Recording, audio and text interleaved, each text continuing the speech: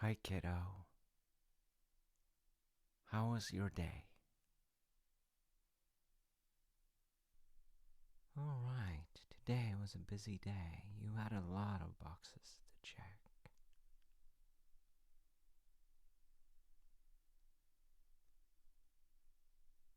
So, did you manage to check most of them?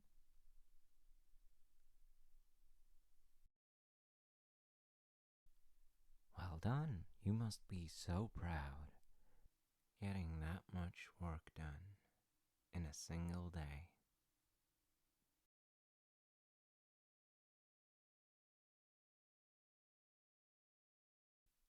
Oh, well, I'm sorry to hear that.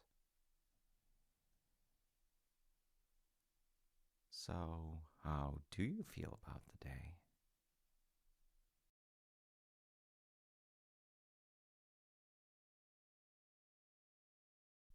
So, from what I understand, most of the things did get done and got done all right.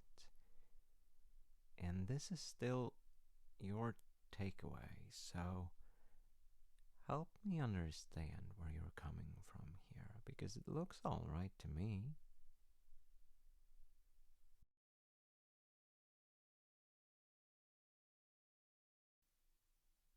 All right. Well, imposter syndrome is a thing, I guess. Again, sorry to hear that. So, what did happen today?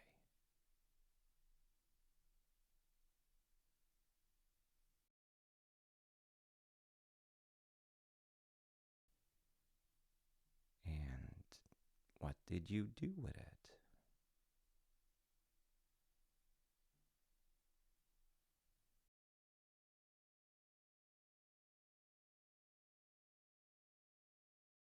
And was it all right?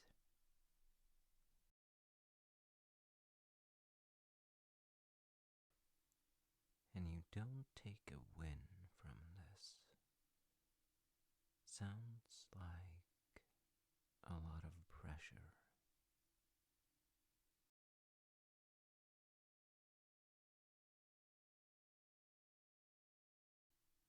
That sounds heavy for you. I'm sorry to hear that.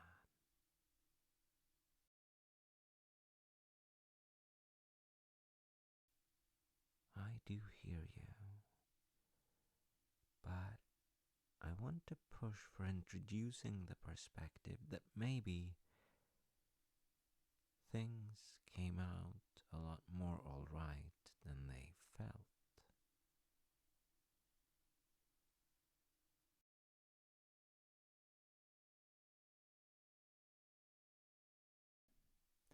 When I was hired to my second real job, I mean, the first one I was feeling green as ever, but on my second one, I had this feeling that I should know, and I didn't because I just got hired.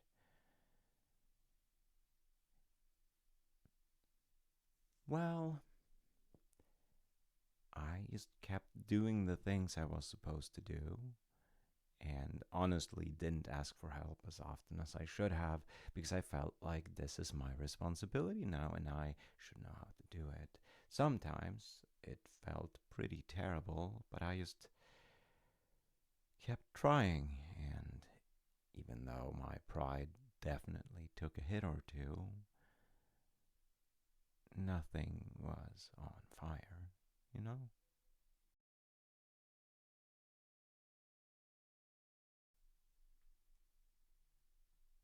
I think one of the turning points for me came 2 years in. That's the time when I learned to say, I don't know.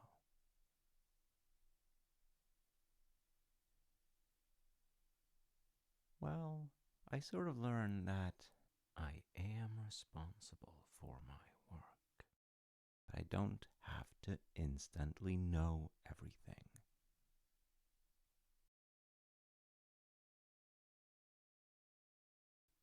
Preferably, I'd point them in the direction of someone who did actually know, and they would get the help they needed. Nobody fired me for it, so it worked out.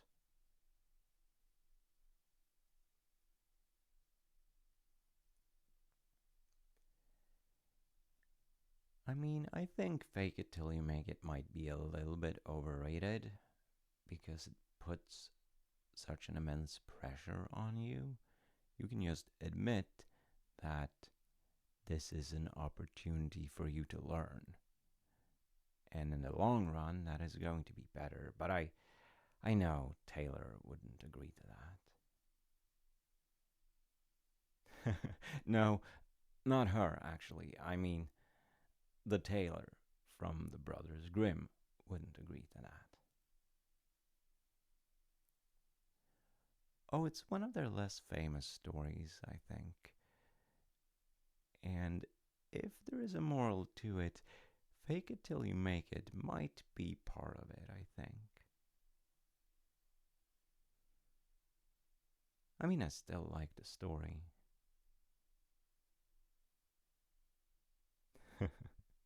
Pretty much always, kiddo, pretty much always.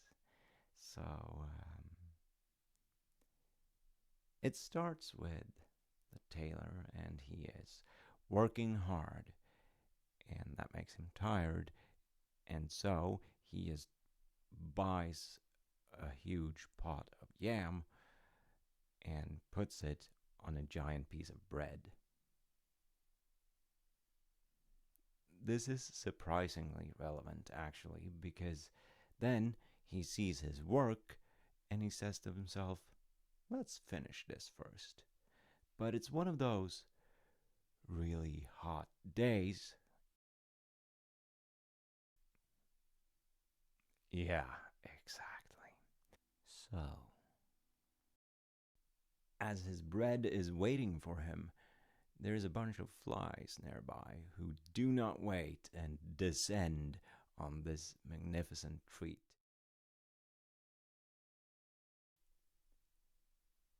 He is not happy about it, to say the least, but he is quick to action. So quick, in fact, that he manages to slay seven of them with a single punch.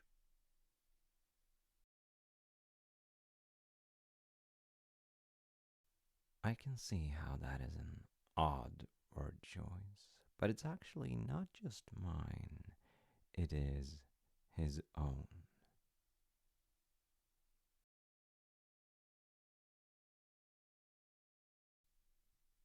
I know because the story tells us that he embroiders this on his belt. 7 in a single punch.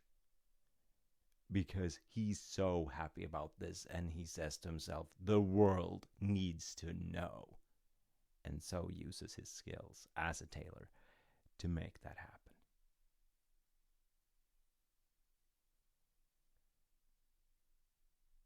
Well, soon after he does finish it and he eats the jam, and then he goes out basically adventuring.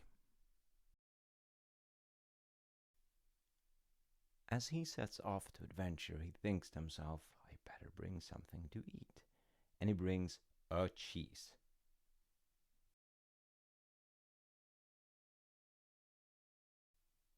Now that one is eaten now, and next on the menu is a piece of cheese. And it's importantly very soft.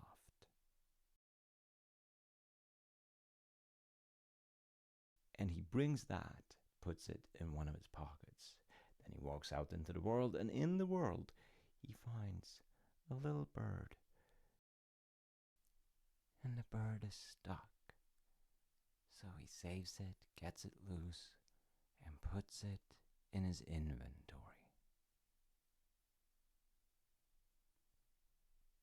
Okay, he doesn't do that, but isn't that very much the vibe you get when a person in a story takes something that is actually alive? But no, no inventory. He just puts it in his other pocket to warm it up for a little bit, and the bird falls asleep there for a while.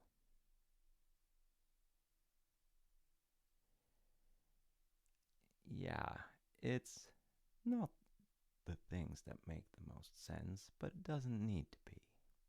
So, he goes out into the world and he meets a giant. Well, it's that kind of a world, apparently. And that's also one of those things that makes me think maybe he's not as adult as his job is letting on. But anyway, he meets a giant and they talk. Well, the giant sees his belt and is mightily impressed, but he thinks to himself, anyone could have a belt like that. And says, well, you think you're all that? Look at this. And he takes up a rock and he squeezes the rock so hard that water comes out of it. I mean, if he had made it into a diamond, that would have been different. But water comes out of it. And Taylor is like, that's easy. I can do that. You see now why I feel like he has this sort of a setting, this outlook on life. It is interesting, and it's most certainly something that serves him quite well. It's not all bad. And I don't think fake it till you make it is all bad. Maybe just a little overvalued.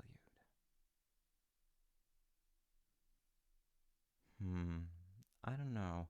I feel like being honest until you get better is sort of a option that will serve you better in the long run, and also will serve your employer better in the long run. I can see that. Not everyone has the long run perspective.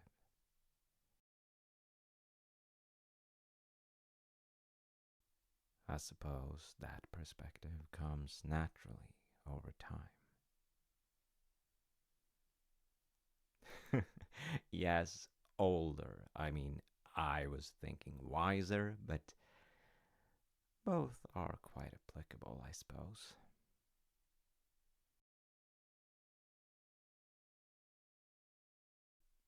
Anyway, he takes his hand down his pocket, he takes up the cheese and he squeezes it. Obviously, the giant can't really see what's in his hand, but obviously, lots of liquid comes out from a cheese if you squeeze it real hard, especially if it's on a very warm day and it's pretty soft already.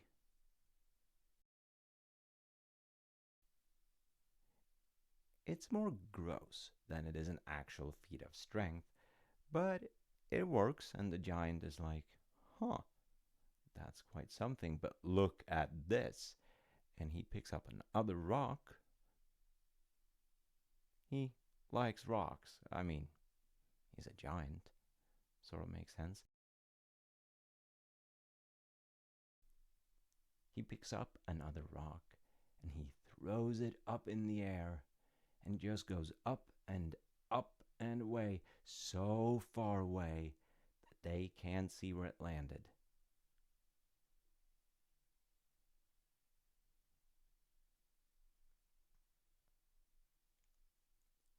Yeah, very impressive. Really long throw. I mean, giants be strong. Hulk smash. You know, that whole thing. And now, of course, the hero of the story takes his hand into his other pocket and he says, that's nothing. Look at this. And he just throws it up. And the bird, who now wakes up and is a bird, starts flying higher and higher and higher and away and away until they cannot see it anymore. Yeah, so that worked out pretty well. But the giant is still not convinced for some reason and says, okay, you can throw things and squeeze things, but can you carry things? And the giant suggests carrying a magnificent tree, an old giant oak with a sprawling crown. And obviously the tailor says, sure, that's easy. How about I carry the sprawling crown and this huge chunk of the tree over here, and you can just carry the root.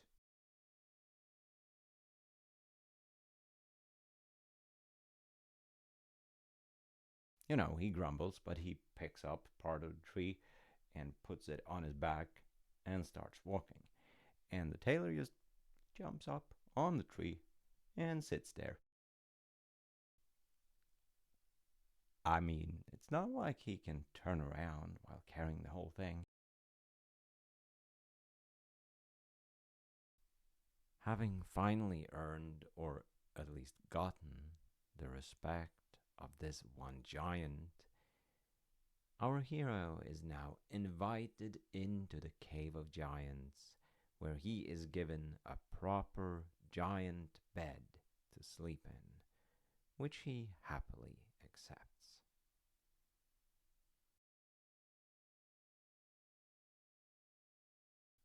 I can see that being a whole thing. Anyway, the giant bed they offer him isn't really to his taste, so he just sneaks off into a corner where he huddles up on some stuff he finds and falls asleep in the corner in the shadows, out of sight from all the giants, instead of the bed. And at night, the giant, who's not only impressed but genuinely scared by this person who can ostensibly punch 7 giants with a single punch, he walks up to the bed and gives it an absolute haymaker of a punch, splitting the bed in two. And he's like, that's the end of that. But of course, the next morning, Taylor is right there for breakfast, just happily chatting like nothing happened. And when asked if he had slept well, he said, well, I think there might have been a mosquito bit me, but other than that, I slept just fine. Yeah, the giants are now terrified of this man and allow him to just go on his way. And as he does, more adventurous things happen.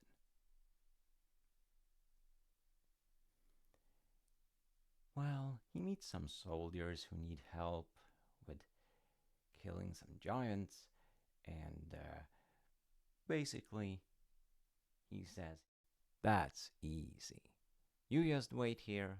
I'll take care of this myself. No army needed.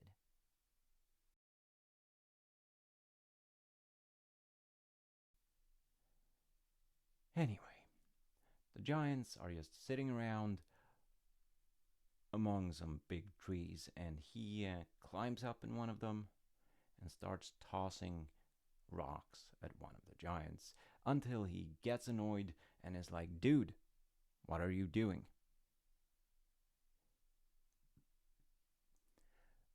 No, he's not saying it to the tailor. The tailor he doesn't even see. He's saying it to his friend. And his friend says, I am doing nothing. Let's just go back to our nap. And they go back taking a nap. And now he keeps doing this until they eventually become very annoyed with each other and start fighting and make a whole mess and just straight up end each other. Yeah, and this man jumps down from the tree, goes to the soldiers, and says, "Well, it made a mess of the forest, but I did manage to take care of your little giant problem. And as you can see, I'm fine and dandy, not a scratch on me."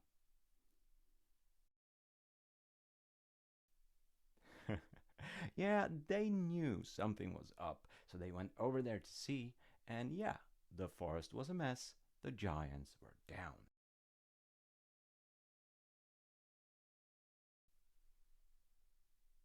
Well, the army takes him to see the king, who, as kings do, has promised that whoever takes care of the giants will get, guess what?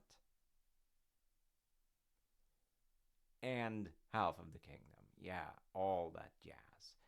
So he goes to claim this, and the king is like, "Well, actually, I don't wanna. And could you please do something else for me that is considered impossible?" Of course he does. And it's easy. And nobody is there to see it. So a mix of ingenuity and lies and, well, mostly that. But he does actually fulfill the tasks. And then he comes back. And eventually, he does get to marry the princess. But no, he marries all of her. I'm just saying that it doesn't end. Um, so he talks in his sleep, and she understands that this is not a noble man, this is just some random tailor, and sees him for what he is, essentially.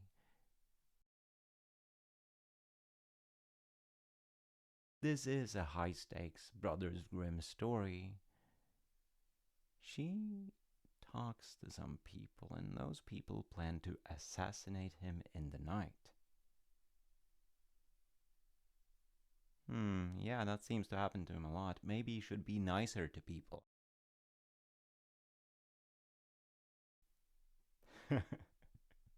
I don't know.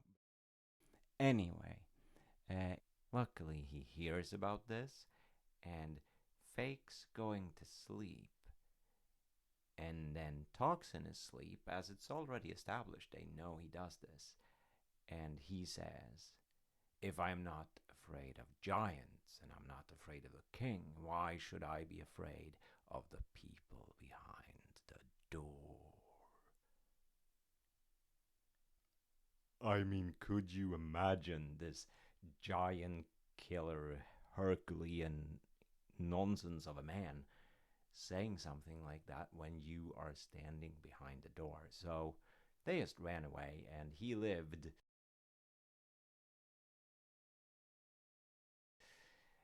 I don't know happily ever after exactly, but he did live.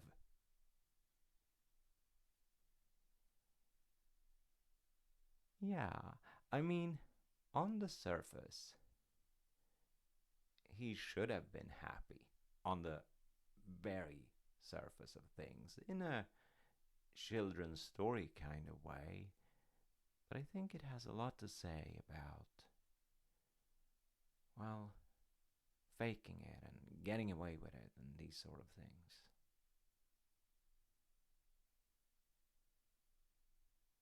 He did. He really did.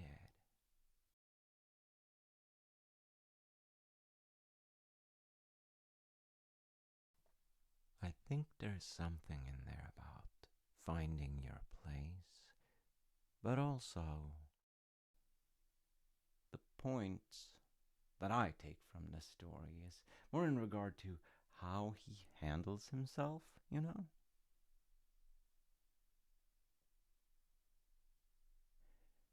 He does do that to an extent, but he also uses his actual skill set that he knows that he has and relies on that. Yeah, and to be fair, another way to fake it till you make it in that situation could be to just,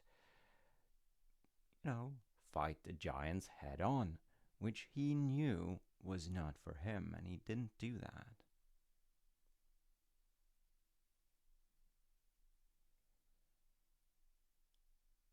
I think a balance is needed, but part of it is to be able to acknowledge the wonderful, amazing person that you already are, ups and downs included.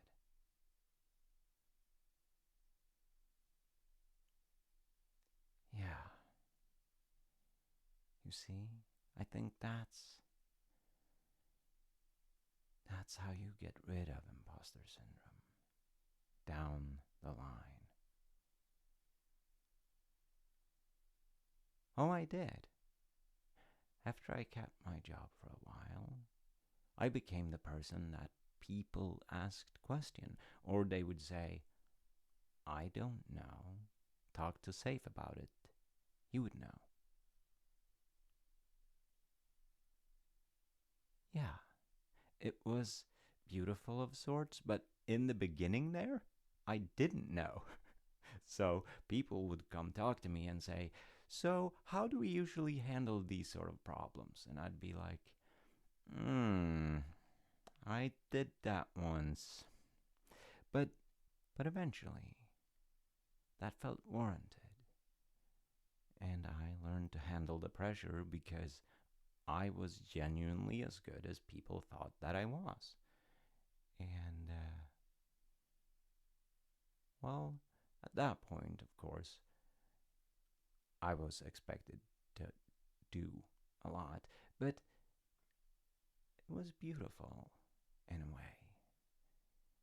And I knew I wasn't an imposter because I knew I was really good at what I did.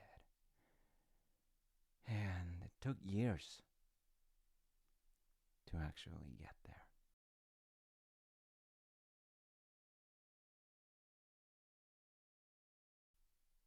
Well, I learned. I learned from the people around me. And I didn't give up.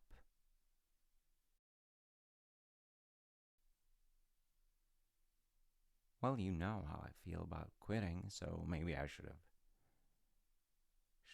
given up sooner, but I didn't. And one of the upsides of not giving up is you might actually learn something if you stick by it. And once I did, I could be proud of it. It was beautiful.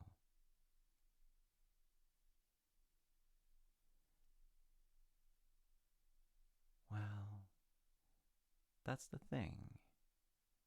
Use the skills you have. Do your best and practice pointing to others who know better. Well, if you genuinely feel you should be the person knowing better, then find those who do and learn from them. It is a process, and you can't start at square 100. Yeah.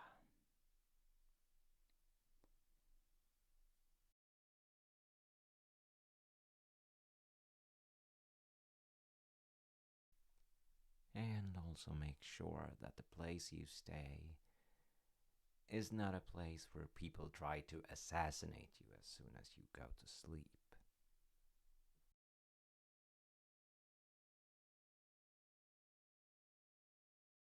The thing is, you already have everything you need because you're already you.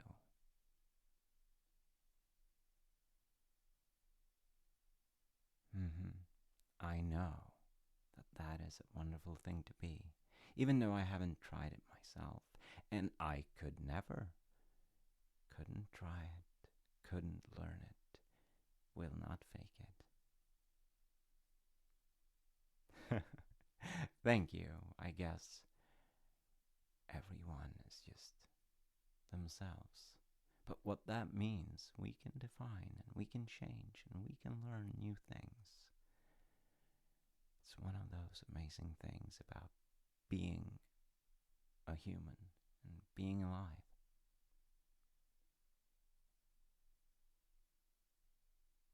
Yeah.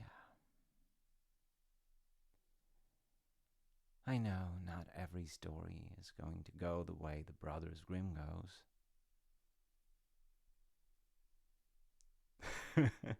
Exactly. Violent perfectionism.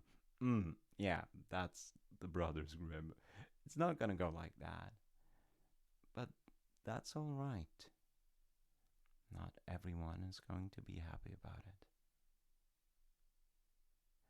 Coming to think of it, in the beginning, when they bought the huge pot of yam, there was a woman there selling the yam.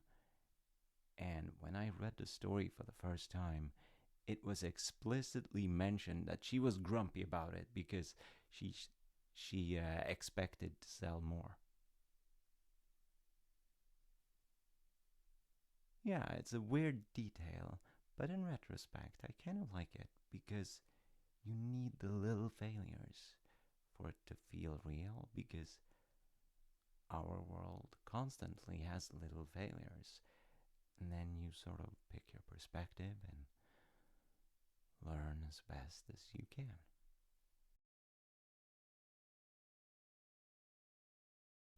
Well, that's part of life. You always get to choose what to do in your situation and who to be in your life. I guess that can sound a bit scary, but you're doing wonderful with the life you have. There's no rush. That's life for you. There is never any rush. There's a lot of things that you can do, but take your time, make your choices, and make them again if you have to. That doesn't make you an impostor. It makes you human.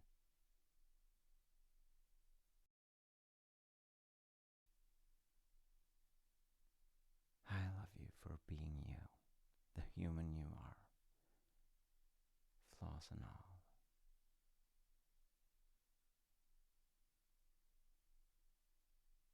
Yeah, that's just how it goes.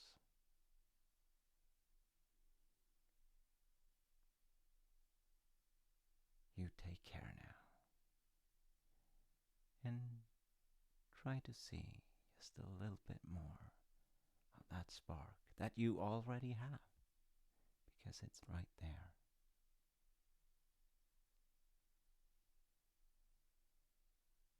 Thanks, kiddo. Love you too.